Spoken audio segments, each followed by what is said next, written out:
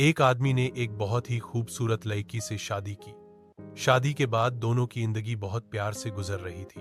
वह उसे बहुत चाहता था और उसकी खूबसूरती की हमेशा तारीफ किया करता था। लेकिन कुछ महीनों के बाद लड़की चर्म रोग स्किन डिजीज से ग्रसित हो गई और धीरे धीरे उसकी खूबसूरती जाने लगी। खुद को इस तरह देख उसके मन में डर समाने लगा कि यदि वह बदसूरत हो गई तो उसका पति उससे नफरत करने लगेगा और वह उसकी नफरत बर्दाश्त नहीं कर पाएगी। इस बीच एक दिन पति को किसी काम से शहर से बाहर जाना पड़ा। काम थमकर जब वह घर वापस लौट रहा था, उसका एक्सीडेंट हो गया। एक्सीडेंट में उसने अपनी दोनों आंखें खो दी, लेकिन इसके बावजूद भी उन दोनों की जिंदगी सामान्य तरीके से आगे बढ़ती रही।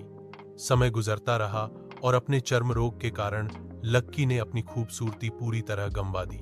वह बदसूरत हो गई, लेकिन अंधे पति को इस बारे में कुछ भी पता नहीं था। इसीलिए इसका उनके खुशहाल विवाहित जीवन पर कोई प्रभाव नहीं पड़ा। वह उसे उसी तरह प्यार करता रहा। एक दिन उस लक्की की मौत हो गई।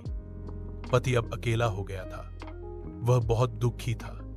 वह उस शहर को छोड़कर जाना चाहता था।